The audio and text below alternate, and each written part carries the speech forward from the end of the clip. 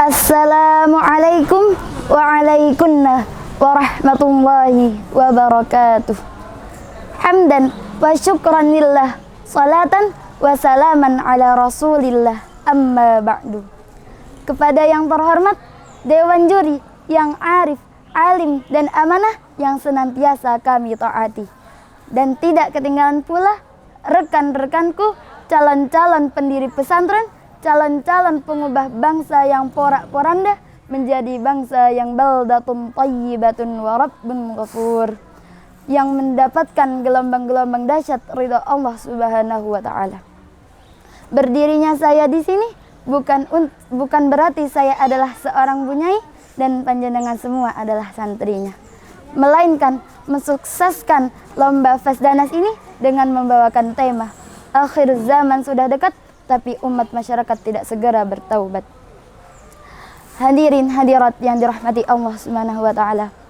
Kalau seandainya kita melihat umat masyarakat sekarang ini, khususnya umat masyarakat berbangsa negara Indonesia ini, bangsa yang kita kenal dengan perjuangannya betul, bangsa yang kita kenal dengan pasukan Kopassusnya betul, bangsa yang kita kenal dengan umat muslim terbesar sedunia, betul apa betul? Tapi kenapa hadirin hadirat banyak sekali maksiat merajalela di mana-mana, di hotel, diskotik, warnet-warnetan, bahkan di kolong jembatan pun tetap dilakukan. Yang penting ada kesempatan. Ini menunjukkan suatu ajaran yang salah, yang mana tontonan menjadi tuntunan dan tuntunan menjadi tontonan. Hadirin hadirat, calon pembuat pusing malaikat mungkar dan nakir karena ilmu yang dirahmati Allah Subhanahu wa taala.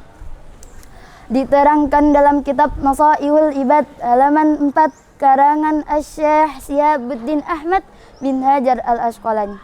Rasulullah sallallahu alaihi wasallam bersabda, "Sayati zamanin ala ummati yafirruna minal ulama'i wal fuqaha'i fayabtaliyahumullahu bisalasan baliyah." Akan datang suatu zaman yang mana umat Kanjeng Nabi Muhammad akan lari dari ulama dan lari dari fuqaha. Maka Allah Subhanahu wa taala akan memberikan mereka semua cobaan dengan 3 cobaan. Apa 3 cobaan itu hadirin hadirat?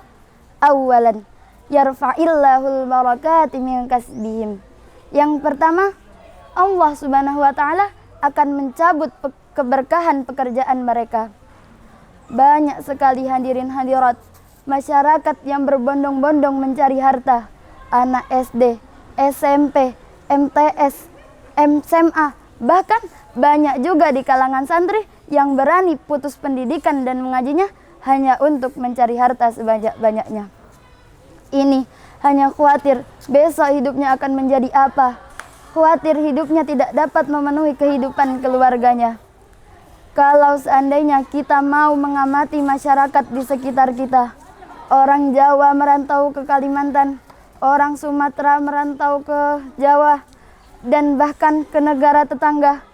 Tapi kalau seandainya barakah keberkahan pekerjaannya sudah dicabut oleh Allah Subhanahu wa taala, saya yakin dimanapun mencari nafkah tidak dapat memenuhi kehidupan keluarganya.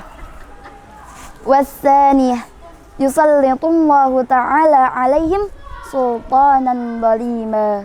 Yang kedua, Allah Subhanahu wa taala akan memberikan pemimpin kepada mereka, pemimpin yang zalim. Banyak sekali rekan-rekanku, pemimpin yang diangkat bukan karena ilmu dan ketakwaannya, bukan karena sifat sidik, amanah, tablik dan fatonahnya, melainkan banyaknya harta yang dimilikinya. Kalau seandainya kita melihat pemimpin-pemimpin di Indonesia dengan modelan seperti ini, kita tunggu 1 tahun, 2 tahun, negara yang kita cintai ini, negara yang dengan penuh perjuangan pahlawan ini akan hancur karena bukan rakyat yang diutamakan, melainkan maksiat-maksiat yang selalu diistiqomahkan. Wassalisah, yukhrijuna minad dunya bighairi iman.